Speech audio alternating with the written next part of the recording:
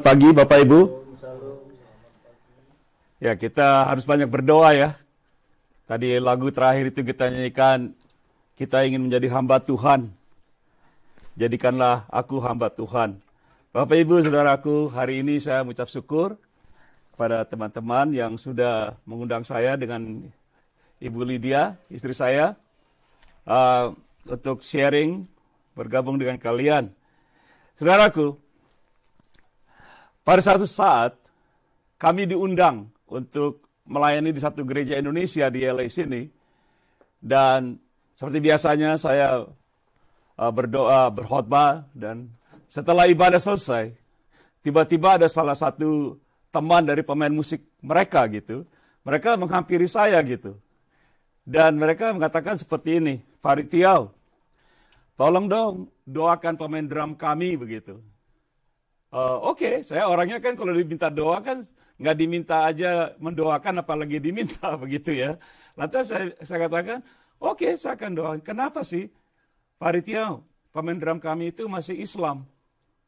Nah di situ saya agak, oke, dia masih Islam. Tapi dia bermain untuk penyembahan kepada Tuhan pada saat itu. Dan saya ada di situ, kami bernyanyi. Lantas saya layani. Pemain drum ini dia masih muda gitu. Saya layani secara pribadi dan akhirnya di situ dia berdoa terima Tuhan Yesus sebagai Tuhan dan juru selamatnya. Jadi saya mau bertanya Bapak Ibu, apakah dengan cerita ini, apakah bagi Tuhan seorang pemain drum yang canggih, bagus, luar biasa, mainnya bagus sekali, tapi dia masih beragama Islam dan melayani di dalam jemaat Tuhan untuk menyembah Tuhan Yesus gitu ya. Jadi pertanyaan, apakah sebenarnya pemain drum ini layak untuk melayani di gereja Tuhan? Ada amin? Jadi kita berpikir kan, apakah pemain drum yang masih belum percaya kepada Tuhan Yesus ini, dia bermain drum di gereja Tuhan Yesus Kristus dalam forum ibadah. Jadi itu satu pertanyaan yang kita perlu tanyakan pada hari ini. Amin. Kita tanya diri kita sendiri. Apakah orang ini layak sungguh-sungguh di mata Tuhan? Bukan di mata saya. Kalau saya sih seorang pemain musik, siapa main. Tapi ini kita di mata Tuhan. Dalam sebuah ibadah menyembah Tuhan. Amin. Mari kita berdoa. Bapa di surga, terima kasih atas hari ini. Berkati kami yang hadir semuanya.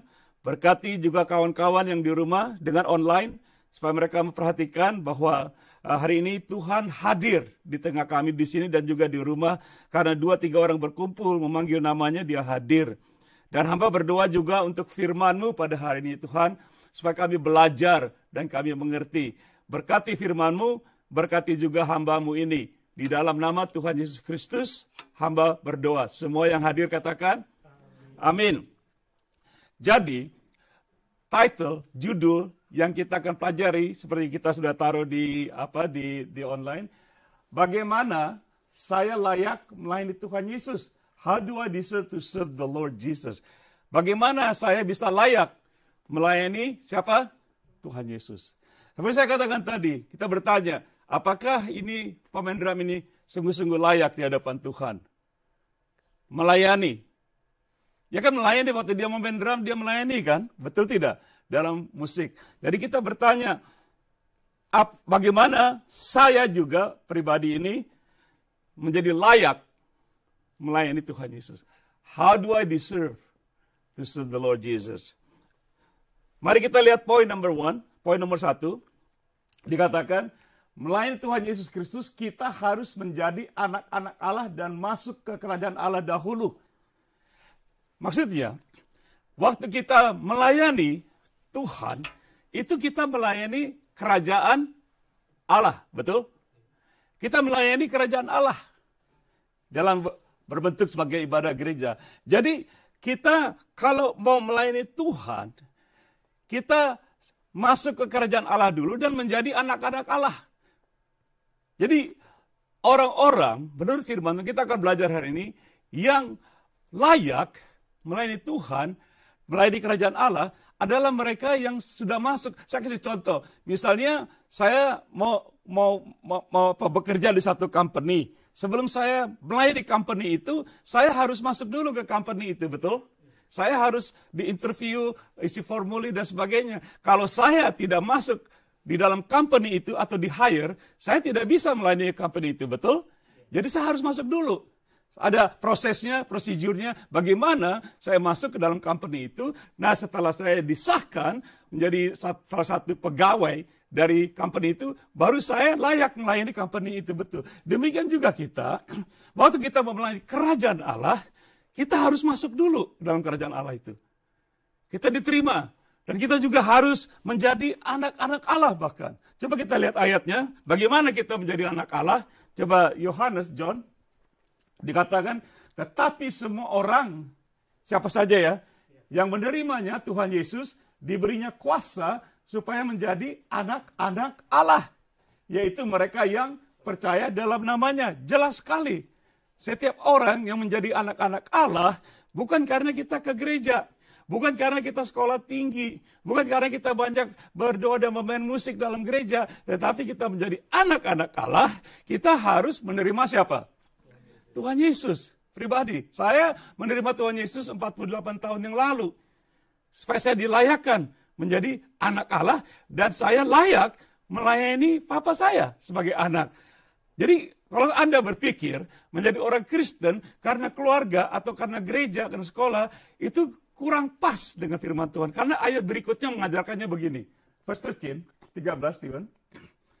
Orang-orang yang diperanakan bukan dari darah atau daging, bukan pula secara jasmani oleh keinginan seorang laki-laki, melainkan dari Allah. Jadi untuk Anda dan saya, untuk melayani kerajaan Allah, kita menjadi anak Allah, itu prosesnya kita harus terima Tuhan Yesus. Bukan karena darah dan daging, bukan karena, bahkan dikatakan bukan keinginan seorang laki-laki. Bukan karena papa kita, mama kita, siapapun melahirkan kita, otomatis kita jadi orang Kristen. Amin. Kita jadi anak Allah. Hanya melalui siapa? Tuhan Yesus Kristus. Yohanes 3, ayat 5 dan 7. Bagaimana kita masuk kerajaan Allah? Jawab Yesus, waktu dia berbicara dengan Nikodemus. Jawab Yesus, aku berkata kepadamu, sesungguhnya jika seorang tidak dilahirkan dari air, itu ya firman, dan roh kudus ya roh, ia tidak dapat masuk ke dalam kerajaan Allah. Ayat 7, verse 7, next verse. Janganlah engkau heran, karena aku berkata kepadamu, ini kepada Nikodemus, kamu harus Dari kembali. Kalau kita masuk kerajaan Allah, itu ada satu proses. Seperti saudara mau masuk ke satu company, ada prosesnya. Ya tidak? Di interview, dicek, baru sudah itu, oke, sekarang kamu boleh masuk ke dalam company itu dan sekarang kamu berhak untuk layak melayani company itu. Dalam kerajaan Allah juga demikian Bapak Ibu. Kalau Anda dan saya melayani Tuhan, kita harus layak. Kita melayani kerajaan Allah, kita sendiri belum masuk ke dalam Allah. Aneh tidak? Aneh dong. Jadi hari ini kita akan belajar bagaimana saya menjadi layak untuk melayani Tuhan Yesus. Ada amin? Poin yang kedua, second point, melayani Tuhan Yesus, yaitu siapa? Juru selamat, berarti seorang harus diselamatkan dulu, iya tidak? Bagaimana kita melayani Tuhan Yesus juru selamat, tapi kita sendiri belum selamat? Nah ini jadi satu tragedi ya. Makanya saya sering keliling dunia, kemana-mana, saya tanya orang-orang, kenapa kamu tidak berani bersaksi kepada orang lain untuk mengatakan tentang Tuhan Yesus, supaya mereka juga menjadi selamat. Kenapa saudara tahu? Kenapa? Karena mereka sendiri nggak yakin mereka selamat. Halo? Saya sendiri nggak yakin, bagaimana saya mau ngasih tahu orang? Oh saya, Pak Ritiau, saya sih itu terserah Tuhan. Baru saya layani anak di Nias, ngomongnya begitu terus, terserah Tuhan, terserah Tuhan. Orang yang ngomong terserah Tuhan, itu berarti orang sudah kepepet. Udah, nggak ada apa-apa Tuhan, terserah Tuhan. Saya bilang, Alkitab mengatakan banyak kali bukan terserah Tuhan. Kadang terserah kita juga. Saya kasih contoh. Kalau kamu punya iman sebesar biji sesawi, kamu katakan kepada gunung, gunung pindah, dan dia akan pindah sesuai dengan apa? Dengan doamu. Jadi kadang-kadang firman Tuhan kata juga, jikalau kamu tinggal dalam aku, Yesus katakan, aku tinggal dalam kamu, mintalah apa saja sesuai dengan apa?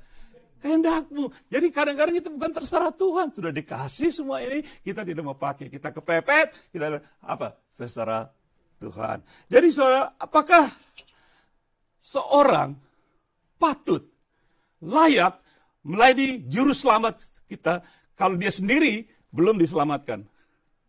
Patut tidak? Layak tidak? Nggak make sense. Anak kecil aja mengerti barangkali. Tidak mungkin seorang yang belum diselamatkan melayani juru selamat. Kan aneh ya tidak? Dia juga harus diselamatkan. Amin. Saya sudah katakan tadi, saudara menjadi Kristen, saudara harus terima Tuhan Yesus. Saya terima Tuhan Yesus. Walaupun papa saya hamba Tuhan. Dia membangun gereja. Papa saya pendeta. Tapi saya belum pernah sampai umur 24. Waktu saya sakit mau mati, tempat tidur Ibu Lydia tahu tuh. Sudah kulat, tulang sama kulit. 3 bulan gak bisa makan. Baru saya panggil Tuhan Yesus, saya bertobat. Amin. Saudara mau terima Tuhan Yesus, Anda mau melayani Tuhan. Saya kasih tahu rahasia ini karena banyak orang ragu melayani Tuhan Yesus. Karena mereka sendiri gak yakin di mana posisi mereka. Amin. Jadi saudara diselamatkan ayatnya ini. Next verse, Stephen. Lepas dulu. Sebab jika kamu apa? Mengaku dengan mulutmu bahwa Yesus adalah Tuhan dan percaya dalam hatimu bahwa Allah telah membangkitkan dia dari antara orang mati, maka kamu akan ada proses. Keselamatan itu bukan, oke, pintu gereja kita masuk, begitu masuk kita selamat. Betul? Betul tidak? Oh, ada sekolah Alkitab, aku mau masuk, begitu masuk diselamatkan. Tidak, ada proses. Kita harus ngaku dengan mulut kita, bukan mulut papa kita. Amin. Oh, saya Kristen karena papa saya pendeta. Loh, kamu ngaku nggak? Enggak. Firman Tuhan bilang mulutmu. Mulutmu. Mulut saya. Dan juga percaya dalam apa? Hati kita. Bukan hati papa mama. Bukan pendeta. Jadi itu diselamatkan. Verse 10 ayat 10 mengatakan, karena dengan hati orang percaya dan dibenarkan, dengan mulut orang mengaku dan diselamatkan. Sekali lagi Bapak Ibu, jangan mencoba untuk melayani Tuhan Yesus kalau Anda sendiri belum yakin selamat. Karena kita melayani juru selamat. Kecuali Anda melayani Pak Selamat, itu lain ya. Di Jawa banyak Pak Selamat ya. Ini bukan melayani Pak Selamat gitu. Ini melayani juru selamat, orang yang diselamatkan. Poin nomor 3, saya tidak lama. Saya ada 6 poin kira-kira. Siapa yang layak bagi Tuhan Yesus? Who is worthy of Jesus? Kalau kita melayani seseorang, Tuhan Yesus, sebenarnya kita harus layak dulu dong. Ya tidak? Nah kita bertanya, apakah saya layak? Bagaimana saya bisa layak melayani Tuhan Yesus? Tuhan Yesus ngomongnya begini, Matthew 10:37. Barang siapa, berarti kita juga, ya tidak? Barang siapa, siapa saja yang sudah menjadi Kristen yang percaya. Barang siapa mengasihi bapa atau ibunya lebih daripadaku, ia tidak apa? Tidak layak bagiku. Dan barang siapa mengasihi anaknya laki-laki atau perempuan lebih daripadaku, ia tidak layak bagiku. Ini Tuhan Yesus yang ngomong. Dan Tuhan Yesus orang guyonan. Dia nggak pernah bercanda. Sorry ya, aku bercanda cuma tidak. Kalau Anda dan saya sebagai orang Kristen, kita lebih mengasihi keluarga kita daripada mengasihi Tuhan Yesus. Anda dan saya nggak layak melayani Tuhan. Amin. Ngerti? Amin. Kita nggak layak karena Tuhan Yesus yang bicara, bukan saya. Biar kita jago ilmu Alkitab apapun, tetap Tuhan Yesus bilang kamu nggak layak. Karena kamu mengasihi keluargamu. Kamu mengasihi keluargamu lebih daripada kamu mengasihi aku. Tuhan Yesus tidak bilang jangan mengasihi keluargamu. Dia tidak bilang begitu. Dia bilang kalau kamu mengasihi bapamu, mamamu lebih daripadaku, kamu nggak layak. Kita tidak diajarkan jangan mengasihi. Saya mengasihi keluarga saya, amin. Saya tentu dong, saya punya cucu, masa saya tempelin gitu tiap hari. Oh, saya nggak sayang kamu, kan nggak enak ya. Saya sebagai ayah ya, sebagai orang tua. Ayat 38, verse 38. Barang siapa tidak memikul salibnya dan mengikut aku, ia apa? Tidak layak. Ini lucu. Tadi pagi jam 2 pagi kami di Zoom. Saya jam 2 pagi sama Ibu 3 melek. Kalian lagi tidur, kita melayani melalui Zoom untuk Denpasar, Bali. Jadi kami ini dicari sama orang tuh melayani. Seperti saya bilang, saya sering di Facebook, mereka minta kita ke Indonesia, tapi ya itu ceritanya lain. Jadi Bapak Ibu Saudaraku, kalau kita mau layak melayani Tuhan Yesus, kita harus berani menderita. Bahwa Tuhan Yesus, seperti saya katakan tadi pagi, pada orang-orang di Bali, orang-orang Kristen yang paling berbahagia, Yang paling berbahagia adalah orang-orang Kristen yang mau apa? Menderita demi nama Yesus. Tuhan Yesus bilang, kalau kamu nggak mau menderita, pikul salib, jangan ikut aku. Halo? Nah kita kadang-kadang mau ke gereja aja males. Mau ibadah males. Minggu lalu, kami melayani di gereja Maluku. Saya bilang, kenapa gereja kosong? Karena COVID, orang takut. Nah saya tanya, kita lebih takut kepada Tuhan apa COVID? Bingung. Mana yang lebih besar? COVID apa Tuhan? Kita lebih takut kepada COVID. Kita mau keluar-keluar. COVID-19, nanti gua mati. Padahal roh di dalam kita lebih besar dari roh COVID-19. Betul? Betul tidak? Malah saya taruh di Facebook. Anda tahu Roh Kudus yang memateraikan keselamatan kita lebih besar dari api neraka. Halo? Kita orang Kristen, jangan, nanti kamu bahaya, kamu bisa segala macam kekhawatiran. Bapak Ibu, di sini kita bahasa Inggris, kita lihat Stephen go back to verse 37, dikatakan satu kata yang tertarik. Dikatakan bahasa Inggris ya, saya, he who loves father or mother more than me, he is not what? Worthy of me. And who loves son or daughter more than me, he is not worthy of me. Nah, saudara tahu worthy itu bahasa Inggris yang indah, yang baik. Saya pernah cek di dictionary, di kamusnya Webster, bahasa Amerikan. Rupanya kata worthy itu ada 5 kata artinya. Ada 5 dari kata worthy, layak. Bahasa Inggris, coba kita baca Stephen. Number 1, worthy artinya apa? Nomor 1, the word worthy atau layak, according to Webster, artinya nomor 1, honorable. Katakan honorable. Patut dihormati. Seorang yang worthy, yang layak, ini orang bisa dihormati. Karena dia apa? Worthy. Jadi kalau misalnya kita nggak worthy, berarti kita tidak ada hormat. Amin. Nah Tuhan Yesus bilang, kalau kamu tidak bisa mengasihi aku lebih, kamu nggak worthy. Kamu bikin apa aja yang tidak ada hormat. Nomor 2, apa worthy? Adorable. Patut dipuja atau dipuji. Kalau seorang yang worthy, orang ini patut dipuji. Dia worthy of praise. Karena orang ini worthy, layak untuk dipuji, dikasih semangat dan sebagainya. Tapi Tuhan Yesus bilang, kamu nggak worthy, kamu nggak layak. Tadi tidak ada pujian. Kamu mau nungging-nungging, loncat-loncat, jingkrak-jingkrak. Kalau kamu nggak worthy, kamu nggak layak, nggak ada pujian. Kamu nggak bisa Tuhan, hebat ya. Hebatnya si Paritial, hebatnya si Andre, Ibu Lydia, kita hebatnya si Foni semua. Enggak ada pujian karena it's not worthy. Number 3, apa artinya kata worthy? Valuable, bernilai atau ada nilainya. Seorang yang worthy, orang ini ada nilainya. Berharga, karena he is worthy. Valuable. This person is, like kita punya Andre di sini. This guy is valuable. Coba kalau nggak ada Andre, jalan nggak ini bareng? Nggak ada. Ini seorang yang worthy. Harus ada nilainya. Kita respect dia. Itu maksudnya worthy. Bayangkan kalau Tuhan Yesus bilang, Andre is not worthy. Aneh kan? Kita sudah setengah mati. Mainin tahu Tuhan Yesus bilang, silakan kamu. Kamu nggak ada hormat, nggak ada pujian, nggak ada nilainya. Number 4, apa arti kata worthy? Suitable. Artinya cocok untuk bekerja sama. Suitable. Aku cek ini. Suitable artinya saudara bisa bekerja dengan saya bisa bekerja dengan saudara kalau satu company, dan juga kalau kita cocok sama Tuhan, kita layak, kita bisa bekerja bersama Tuhan, bahkan melayani dia. Amin? Amin. Tapi kalau kita nggak layak, kita nggak cocok sama Tuhan. It's not worthy. Nggak layak. Jadi biar kita coba bagaimana juga, seperti anak pemain drum tadi, nggak layak. Dia nggak ada konsep bagaimana saya mengasihi Tuhan. Lebih dari, apalagi Tuhan Yesus ya. Halo? Kan untuk agama lain Islam, kalau Tuhan Yesus itu jadi cemoohan apa bagaimana ya. Apa artinya nomor 5? Number 5. Usable or useful. Bisa dipakai atau berguna. Kalau dia seorang yang worthy, dia seorang layak, orang ini sangat useful. Bisa dipakai. Misalnya satu company, saya berbicara tadi tentang kerajaan Allah, amin. Di dalam kerajaan Allah, kalau kita worthy, dengan Tuhan kita bisa dipakai. Kita useful. ada nilainya, berharga. Tetapi Tuhan Yesus katakan, kalau kamu tidak bisa mengasihi aku, lebih dari apapun juga family kamu dan segalanya, kamu gak layak. Biar kamu hebat, kamu jago, tetap kamu gak layak. Tuh, amin. Tidak ada harganya di hadapan Tuhan. Boleh saya katakan itu? Tidak ada nilai, tidak ada harganya. Ada amin? Tepuk tangan dong buat Tuhan Yesus, kita belajar hari ini. Kita belajar hari ini. Ini bukan saya yang ngomong loh.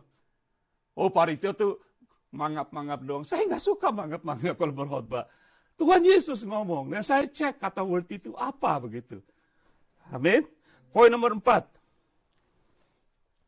Apakah kegiatan jemaat gereja membuat mereka layak di hadapan Tuhan Yesus Kristus? Apakah kegiatan jemaat gereja mereka layak di hadapan Tuhan? Jadi kita berpikir, saya rajin dalam gereja. Saya bersemangat. Saya tidak pernah mengenal lelah. Aku giat. Tapi ada pertanyaan. Dengan kegiatan gereja, dengan apa yang kita lakukan dalam satu ibadah gereja, apakah kita sudah sungguh-sungguh layak? Apa yang membuat kita layak melayani Tuhan dalam satu kegiatan gereja? Halo? Mau tahu? Saudara pikir saudara udah hebat ya, kita udah hebat ya melayani siang malam, kita udah hebat nih. Aku gak kena lelah, aku hebat nih melayani gereja. Pasti aku diterima sama Tuhan. Tunggu dulu. Jangan nyelonong aja ya. Tuhan bilang lu stop dulu gitu. Lu nyelonong aja, ngomong sembarangan. Coba kita baca. Next verse Stephen. Revelation, Wahyu. Baca baik-baik. Ini Tuhan Yesus yang ngomong. Selalu semua ini Tuhan Yesus yang, bukan aku. Saudara kalau mau debat jangan debat saya. Tuhan Yesus dan Tuhan Yesus kok saya mau debat Tuhan, silakan. Silakan. Siapa sih kita bisa menasehati Tuhan? Halo? Silakan. Debat. Tuhan Yesus bilang begini, aku tahu segala pekerjaanmu. Ini gereja di Efesus nih ya. Baik, jerih, apa? Baca dong, baca. Payahmu. Ketekunanmu. Aku tahu bahwa engkau tidak dapat sabar terhadap orang jahat, bahwa engkau telah mencobai mereka menyebut dirinya rasul, tapi sebenarnya tidak demikian, bahwa engkau telah mendapati mereka pendusta. Verse 3. Ini udah semangat nih. Dan engkau tetap sabar dan menderita oleh karena namaku. Dan engkau tidak mengenal lelah. Menurut ayat 3, sebenarnya orang-orang ini, gereja di Efesus, mereka udah, wah Tuhan Yesus, lu orang hebat nih. Gak pernah sabar, giat, bekerja, gak mau menderita, bahkan menderita. Tuhan Yesus bilang, kamu menderita, kamu sabar, dan sebagainya. Tapi ayat 4, Tuhan Yesus bilang apa? The next 4 verse. Namun demikian aku apa? Mencelah engkau karena apa? Engkau telah meninggalkan kasihmu yang mula-mula.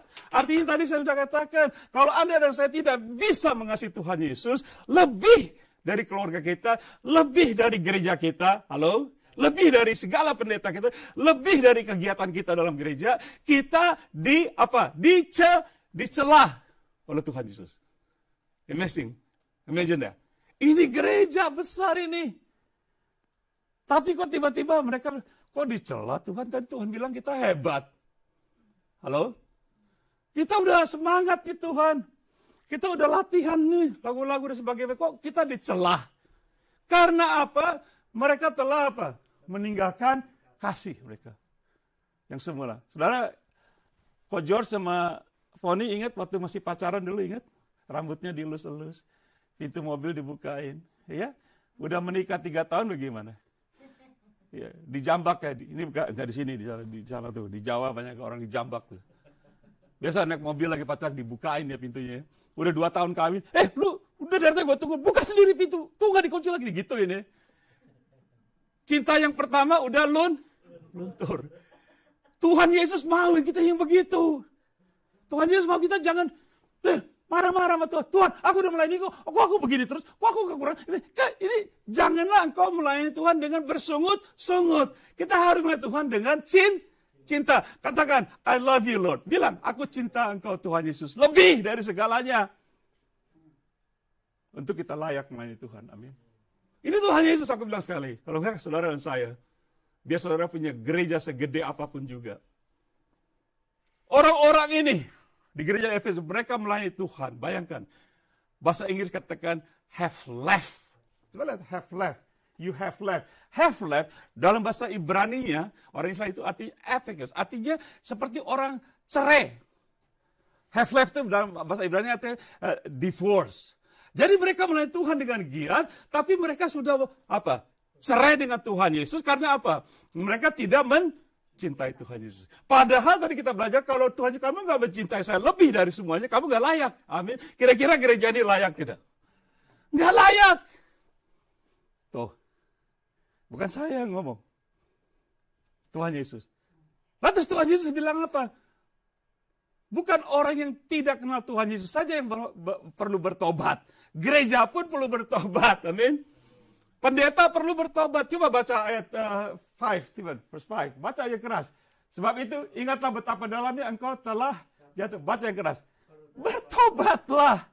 Dan apa? Lakukan lagi yang semula engkau lakukan. Jika tidak, demikian aku akan datang kepadamu dan aku akan mengambil kaki dianmu dari tempatnya. Jikalau engkau tidak bertobat. Satu ayat, Tuhan Yesus sebutkan 2 kali bertobat. Berarti dia serius. Dia serius dengan gereja ini. Ya kita berapa orang di sini? Kalau dibandingin sama mereka. Halo?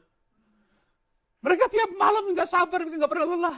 Tuhan Yesus bilang, kamu nggak layak. Aku celah kamu harus harus apa? Bertobat.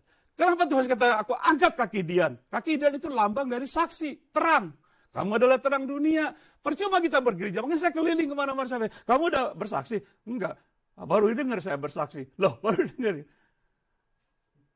Karena apa? Gereja tidak bersaksi. Karena mereka tidak mencintai Tuhan Yesus seperti cinta mula waktu pacaran. Makanya saya sering tanya orang di keliling, do you love Jesus? Oh yes, I do. Do you love Jesus? Yes, I love Jesus. Let me ask you again, are you in love with Jesus? What that means? I don't understand. No, are you in love with Jesus? Kan beda ya. Kamu mengasihi Tuhan Yesus? Ya. Sungguh kamu mengasihi Tuhan Yesus? Ya. Apakah kamu sedang pacaran sama Tuhan Yesus? Oh, apa itu pacaran itu? Yeah, you're dating. Your first love. The love that's like, hangus. Nggak pandang peduli hujan, angin, segala. Ya itu first love itu. Tuhan Yesus tuntut itu. Dalam satu wadah apa? Gereja. Kalau nggak kita dicela. Mau nggak saudara kita pada hari itu aja bilang, bagus ya, Anda semua panitia udah bersemangat. Tapi aku mencela. Bahasa Inggris bilang despise. Despise itu dicemoohin gitu. Tuhan Yesus orang Ambon bilang, frek sama kamu gitu. Bahasa bilang, nggak peduli Tuhan. Walaupun kita sudah semangat. Point number 5. Saya agak spend waktu di sini. Simon Petrus ditanya oleh Tuhan Yesus. Simon Petrus Simon Petrus, murid yang orang bilang Petrus itu gaya-gayanya ke orang Ambon gitu. Ngomong dulu baru mikir. Gue pukul ya. Kenapa gue pukul dia ya? Udah telat gitu ya. Nah, Simon Petrus ditanya 3 kali sama Tuhan. Ini setelah dia menyangkal Tuhan. Tuhan Yesus bangkit, lagi di pantai, di danau. Dia ketemu lagi masak ikan. Dia tanya, ini senarionya begitu. Kita baca Yohanes 21. Kita baca cepat, 1 menit. Sesudah sarapan, Yesus berkata kepada Simon Petrus. Simon, anak Yohanes, apakah engkau mengasihi aku lebih? Baca, lebih, katakan lebih. Daripada mereka atau semua ini. Kenapa semua ini? Karena bahasa Inggris bilang more than this. This artinya plural, semua ini. Ingat saudara, waktu saat ini Tuhan ada di pantai, di danau. Mungkin saya bisa melihat Tuhan Yesus berkata, Simon, kamu mengasihi aku lebih dari semua ini. Apa yang dibilang more than this, all of this. Kalau bahasa Indonesia cuma katakan mereka, betul tidak? Mereka, aku tambah semua ini. Lantas jawab Petrus kepadanya, benar Tuhan, engkau tahu bahwa aku mengasihi engkau. Kata Yesus kepadanya apa? Coba baca. Tuhan tanya dengan agape love. Do you love me more than all of this? But Peter jawab apa? Phileo, oh Lord, you know that I love you. Oke? Itu saja sudah cukup buat Tuhan Yesus katakan sekarang apa? Gembalakan domba. Coba kalau Simon bilang, Tuhan sorry, aku nggak bisa mengasihimu, aku nggak bisa cinta sama kamu. Kira-kira Tuhan suruh dia gembalakan domba tidak? Kira-kira begitu tidak, Coach George? Ya enggak dong. Dituntut oleh Tuhan, do you love me more than this? semuanya ini. Kalau kamu bisa begitu, sekarang kamu baru gembalakan jumpaku. Ini kita masalah, banyak hamba-hamba Tuhan, mereka lebih cinta mereka punya keluarga sendiri, dirinya sendiri, jemaatnya sakit tapi tinggalin aja gitu. Salahnya sendiri. Saya sudah pernah lihat hamba Tuhan model begini. Saya bilang di Facebook, saya sudah 48 tahun yang boleh dia melayani, bukan untuk mencari sesuap nasi. Saya concern, kami di Long Beach dulu sampai sampah saya gotong semua. Waktu kami punya gereja jemaat 100 orang, 150 orang saya layani, 25 tahun tuh hari saksi itu. Saya bukan jadi gembala, saya jadi social workers. Karena saya sama ibu dia mau melayani jemaat ini. Sungguh-sungguh. Ada haleluya? Ada amin? Nah, ini ada satu scenario. Waktu Tuhan berdiri di pantai, saya katakan tadi, barangkali gesture dia tangan, do you love me more than all of this? Mungkin di situ ada pantai, ada air, ada laut, ada ikan. Perahu. Itu Petrus punya apa itu? Perahu sama ikan. Apa? Usaha. Bisnisnya. Dia punya, dari kecil dia sudah pakai popok, udah mandi di danau. Sekarang dia bikin perahu. Dia cari karena dia seorang nelayan. Mungkin Tuhan bilang, do you love me more than those fish? Ikan-ikan ini, usahamu, bisnismu. Apakah engkau mengasihi aku lebih dari itu? Petrus kan, begitu kan. Tuhan, ini kan nafkah saya Tuhan. Kalau aku nggak cari ini, usaha ikan aku bisa nggak hidup. Tapi Tuhan tantang, apakah engkau mengasihi aku more than this? Ngerti? Mungkin di situ juga ada saudara-saudaranya Petrus. Banyak ceritanya, ada banyak orang. Mungkin di situ ada juga tempat teman sekerja, kawan sekampung. Ada di situ, Tuhan, kamu, apakah kau mengasihi aku lebih dari mereka semua ini? Kan itu mereka. Petrus bingung kan? Oke Tuhan, aku tahu aku mengasihi. Oke, sekarang kamu melayani. 3 kali, ditanya kita gak usah baca ayatnya. 3 kali ditanya. Saya rasa, ini pendapat saya, mungkin kebodohan bagi Tuhan ya. Kenapa dia ditanya 3 kali? That's just another way of Jesus maybe saying, why did you deny me 3 times? I'm asking you 3 times. Kenapa kamu menyangkal aku 3 kali? Makanya aku tanya kamu 3. Ini cuma pendapat saya. Tapi tidak ditulis ayatnya. Jangan dengar omongan saya. Saya bilang, 3 kali ditanya dia. Kita nggak usah baca ayatnya. 3 kali. Sampai yang terakhir 3 kali, firman Tuhan mengatakan Petrus menangis. Sedih. Ini orang yang udah ikutin Tuhan.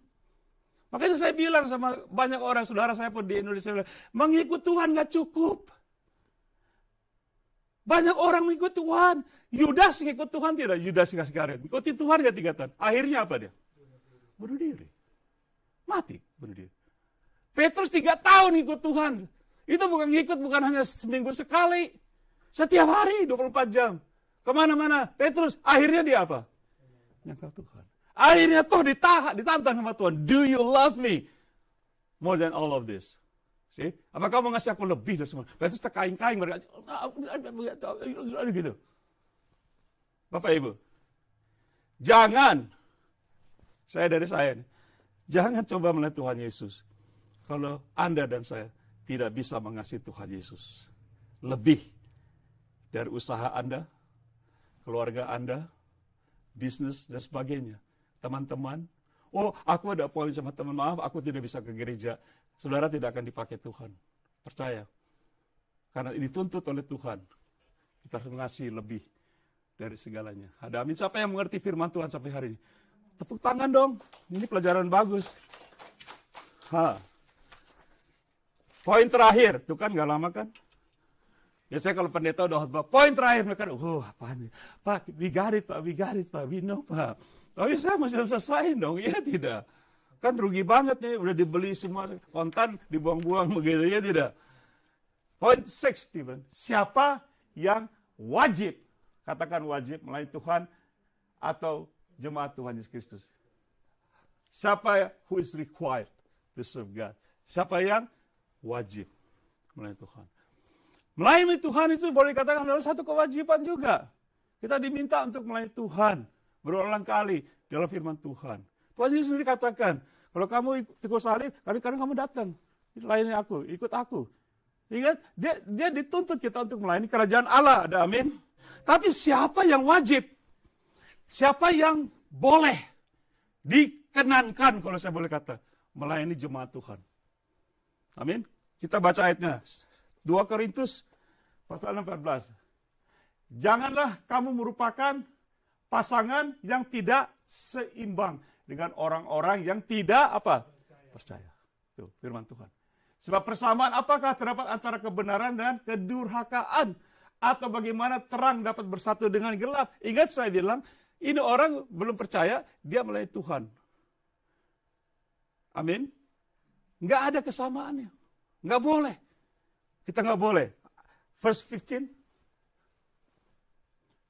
Persamaan apakah yang terdapat antara Kristus dan Belial? Apakah bagian bersama orang percaya dengan orang-orang tak percaya? Nggak boleh digabung. Dalam pelayanan, dalam ibadah, tidak boleh digabung. Verse 16. Apakah hubungan bait Allah? Baca ya keren. Apakah hubungan bait Allah dengan apa? Berhala. Karena kita adalah bait dari Allah dan yang hidup menurut firman Allah ini. Aku akan diam bersama-sama dengan mereka dan hidup tengah-tengah mereka. Dan aku menjadi apa? Allah mereka. Dan mereka akan menjadi umatku. Saudaraku, kita ini, Bapak Ibu, tidak bisa. Sekarang tidak bisa memakai orang-orang yang tidak percaya untuk melayani rumah Allah. Amin? Ngerti? Firman Tuhan katakan, nggak ada kesamaan. Kita tidak sama dengan orang tidak percaya. Ada perbedaan. 1 Timotius pasal 3 ayat 1-6. Benarlah perkataan ini. Orang yang menghendaki jabatan penilik gereja mengingini pekerjaan yang indah, betul? Aku mau jadi majelis, aku mau melayani Tuhan, aku mau jadi bendahara, aku mau jadi segalanya. Aku mau berdiri di sini segalanya. Benar, itu yang baik. Coba ayat 2. Verse 2. Karena itu penilik jemaat haruslah, baca yang keras, seorang yang tidak bercacat. Suami dari satu istri, dapat menahan diri, bijaksana, sopan, suka memberi tumpangan, cakap mengajar. Kita mau melayani jemaat, kita sendiri nggak bisa ngajar jemaat. Sama juga bohong. Verse 3. Aku mau ngomongnya juga nggak enak gitu. Bukan apa? Bukan apa? Aku pernah lihat banyak pendeta itu sebelum naik mimbar, minum dulu supaya dia semangat. Red Bull. Supaya aku kuat. Apalagi kayak saya ini belum tidur nih. Jam 2 masih terus berdiri. Dari kemarin Sabtu melayani juga di Zoom. Saya lihat minumnya nggak tanggung-tanggung. Bukan Red Bull, Pak George. Whisky. Cap tikus. Serius. Di sini nggak ada ya, di Indonesia. Lupa mereka, supaya saya naik biar dia semangat. Lah, what about Roh Kudus? Bagaimana Roh Kudus? Nggak ada itu, orang nggak percaya. Jadi semangat. Tapi dikatakan bukan peminum, bukan pemarah, melainkan peramah, pendamai, bukan hamba uang. Halo? Saya ngomong sama orang di Indonesia, dia bilang, Pak Rifiau, uang itu hamba yang setia. Tapi Tuhan yang paling jahat. Saya bilang, make sense ya. Uang itu adalah hamba kita yang setia. Karena kadang-kadang nggak ada uang juga kita bokeh, iya nggak? Nggak bisa beli bensin, nggak bisa kemari ya. Tapi uang itu Tuhan yang jahat. Ngerti ya? Kamu dari mana dapat itu? Hikmatnya. Jadi, janganlah seorang hamba. Ayat 4, kita go festival. Ayat 4, seorang, kepala keluarga yang baik. Disegani, dihormati oleh anak-anaknya. Saudara mohon, saya bilang, sebelum saudara naik di mimbar Tuhan, tanya anak-anak, Papa boleh nggak naik di mimbar? They will tell you. Mungkin mereka bilang, Papa jangan naik ke mimbar. Kenapa? Nanti Papa jadi munafik. Kita aja nggak respect Papa di rumah. Halo? Sekarang Papa ngajarin orang di gereja, harus hormati orang. Verse 5. Jikalau seorang tidak tahu mengepalai keluarga sendiri, bagaimana ia dapat mengurus jemaat Allah? Amin. Anak-anaknya sendiri aja nggak bisa diatur dalam Tuhan. Ini, saya sekolah, saya tinggi, saya mau ngepalai gereja. Kan aneh ya tidak? Anak-anak lu di mana? Nggak tahu, pokoknya nggak peduli. Hei, kamu nggak dihormati, nggak bisa ngepalai, memimpin anak-anak kamu. Jangan coba mimpin jemaat Tuhan. Kagak cocok. Kalau nggak cocok, jadi cekcok. Makanya gereja banyak yang cekcok. Karena dia bukan melayani jemaat, dia melayani perutnya. Maka saya katakan, saya sudah lama melayani Tuhan, bukan buat cari nafkah. Bukan buat cari suap nasi. Jadi saya selesai. Ayat 6, verse 6, this is lucu. Lucu tapi betul. Baca yang keras. Janganlah ia seorang yang apa? Agar jangan ia menjadi sombong dan ini orang baru datang nih. Wah, gereja kita nih. Cukong nih datang nih. Cukong. Punya mobilnya aja baru masuk. Hammer. Hammer apa mobil apa tuh? Yang mahal-mahal punya itu. Apa Lamborghini. Wah, pasti dia hebat nih. Kita nggak ngecek. Oh, dia bagus jadi bendahara kita. Ada gereja model begini. Ada nggak? Karena dia kata cukong, dia banyak duit, gagah, ganteng, orangnya kayak saya. Just kidding, enggak. Ini bisa jadi bendahara kita, cocok. Hati-hati. Tanya dulu, kapan kamu jadi Kristen? Kemarin saya baru terima Tuhan Yesus. Tuhan Yesus bilang apa? Firman Tuhan bilang, dia menjadi sombong dan apa? Kena hukuman iblis. Halo, iblis bisa masuk gereja enggak? Enggak ada pelarangan. Iblis, kamu tidak boleh masuk gereja ya. Dia nyelonong sendiri masuk dia. Jadi aplikasinya bagaimana? Perhatikan Bapak Ibu Saudara, saya sudah selesai. Perhatikan Bapak Ibu. Tidak semua orang Kristen bisa melayani Tuhan. Tetapi kita berhak melayani Tuhan. Tapi ada syaratnya. Kita semua diminta untuk melayani Tuhan. Tapi bukan jangan sembarangan. Supaya kita tidak diganggu sama setan, jadi sombong kita. Gua hebat ya. Wah, gue hebat. Hebat loh, gue berdoa. Kayak ada cerita orang sopir sama pendeta masuk surga. Pendetanya bingung. Kok rumah saya kecil? Itu sopir truk. Sopir bus kok rumahnya gede. Waktu kamu khotbah, orang tidur. Waktu sopir ini bawa bus, orang berdoa semua. Iya gitu ya? Ya iya. Jangan kalau kira kita udah hebat, ya kita Tuhan bilang hati-hati, jangan sampai kita kena hukuman iblis. Baru kemarin bertobat, keluar dari sekolah tinggi, langsung lama. Dia hebat, titelnya tinggi banget, tinggi gunung, tinggi langit. Mungkin dia hebat jadi pendeta. Kacau nggak gereja? Kacau nggak? Kalau pendetanya kena hukuman iblis, jemaatnya gimana? Iya nggak? Bapak mau dipimpin seorang pendeta yang kena hukuman iblis? Ini serius. Ini serius. Saya mengajar gini Bapak Ibu, supaya kalian semangat melayani Tuhan. Karena melayani Tuhan adalah satu kemuliaan yang nilainya tidak bisa dibeli. Tapi ada syaratnya. Lu nyelonong kayak, apalagi kalau orang udah pegang mikrofon ya. Wah, I have microphone. Dia udah gaya, udah kayak, wah udah hebat nih. Ke gereja aja sebulan sekali. Halo? Kita respect orang ini. Halo? Bukan soal manusia respect orang. Tuhan melihatnya gimana? Layak nggak dia melayani Tuhan? Ada amin? Seorang layak, pertama dia harus lahir baru, dia masuk kerajaan Allah dulu, karena kamu melayani kerajaan Allah. Born again, terima Tuhan Yesus. Dan juga kamu harus mengasihi Tuhan lebih dari segalanya. Ada amin? Lebih dari segalanya. Khususnya cinta yang mula-mula. Kita harus berapi-api. Orang bilang, Pak Ritio kok melayani Tuhan berani begini? Aku cinta Tuhan. Aku nggak tidur nggak apa-apa. Coba kita baca Matius 22 ayat 14. Ini kesalahannya. Sebab banyak, ini Tuhan Yesus ngomong. Sebab apa? Banyak, orang Jawa punya nih. Banyak, jutaan. Banyak yang dipanggil, tetapi apa? Sedikit yang dipilih. Nah kita bertanya, ini semua dipanggil, kok cuma sedikit yang dipilih? Karena ada qualification, brother. Kalau satu bos company bisa kita kasih kualifikasi, kira-kira Tuhan Yesus lebih bodoh dari bos. Ada kualifikasinya, makanya Anda dan saya tidak dipilih. Orang bilang, oh itu kan panggilan Bapak. Betul, semua orang dipanggil, banyak. Saudara juga dipanggil. Tapi apakah saudara dipilih? Tanya dong, kenapa saya gak dipilih Tuhan? Melayani gereja dan sebagainya. Tanya diri sendiri. Mungkin saya masih ada belum qualified. Betul? Makanya Tuhan gak sembarangan. Tuhan Yesus bilang begini, kamu tidak memilih aku memilih kamu. Betul? Kamu gak milih aku yang milih kamu. Oleh sebab pergi melayani Tuhan. Bapak Ibu, jadi saya selesai. Sebab, ingat, janganlah kita mengizinkan gereja kita, jemaat kita di Maranatha. Amin? Supaya jangan kita dihantam oleh iblis. Segala penyakit dan sebagainya, kesusahan, kepahitan, keperkelahian dan sebagainya. Jangan sampai gereja jemaat ini kita Maranatha dihantam sama Tuhan, sama iblis. Oleh sebab itu, jangan, saya bilang katakan, jangan dengan serius. Jangan pakai orang yang tidak percaya untuk melayani jemaat ini. Biarpun dia orang hebat, biarpun dia konsul jenderal apapun, suruh dia khotbah. Saya heran, kemarin acara Natal di Indonesia, yang khotbah siapa? Ustadz.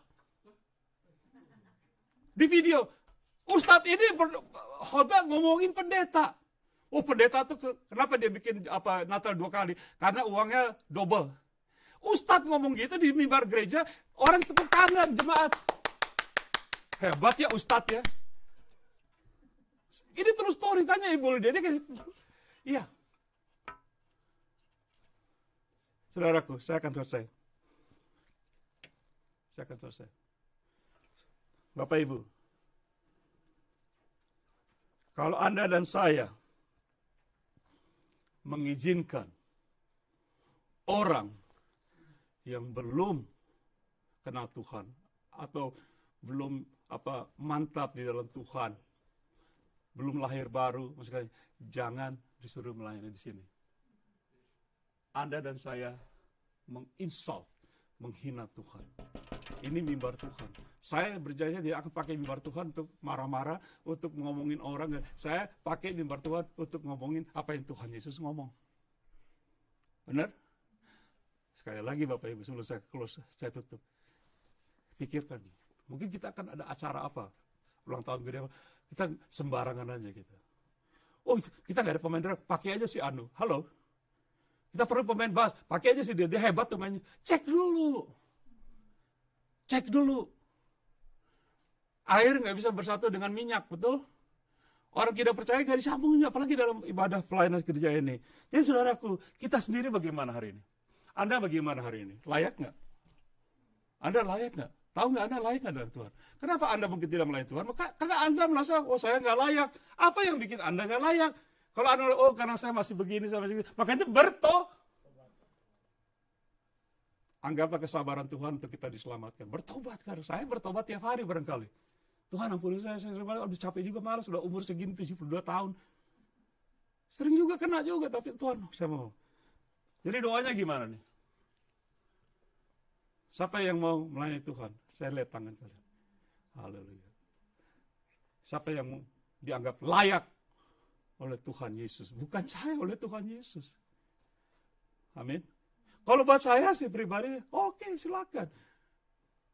Kayak kami di Long Beach tuh, ada kami pemain piano, anak muda jago dia. Dia bilang, Om, boleh nggak saya melayani Tuhan, syaratnya apa? Oh saya sih nggak nanya banyak, saya nggak mau nanya. Jadi syaratnya kasih tahu aja saya, Om. Oke, kamu siap? Oke, kamu cinta Tuhan Yesus nggak? Bingung dia. Minggu depannya nggak datang. Jago main piano. Amin. Saudara gimana? Apa kehebatan saudara di rumah? Kecanggihan saudara apa? Saudara pikir saudara jago Alkitab, dari Kejadian sampai Wahyu bolak-balik baca. Halo, saudara masih layak? Syaratnya cuma satu. Saudara masuk kerajaan Allah, cinta Tuhan lebih dari segalanya. Mari kita berdoa. Bapa di surga, hamba selesai berbicara ya Tuhan. Tapi kiranya firman-Mu terus mengiang di telinga kami. Dan kami mengerti bahwa melayani Tuhan, the King of Kings, Raja dari segala atas raja, itu nggak sembarangan. Menurut Tuhan Yesus, tidak sembarangan. Semua orang banyak yang dipanggil, tapi Tuhan memilih sedikit. Karena melalui satu proses screening, dicek oleh Tuhan. Apakah kalian merasa di hadapan Tuhan layak? Kalian tahu sendiri. Saudara berdoa bersama saya, Tuhan Yesus, ampuni aku. Setelah aku mendengar ini, aku mau layak di hadapan Tuhan. Bahkan melayani Engkau Tuhan Yesus. Ampuni aku, jika selama ini aku sembarangan dengan Tuhan Yesus. Ampuni aku Tuhan. Ampuni kami ya Tuhan. Di hari ini ya Tuhan, kami mau bertobat. Mencintai Tuhan Yesus. Lebih dari segalanya. Di dalam namanya kami berdoa. Semua katakan, haleluya. God bless you guys.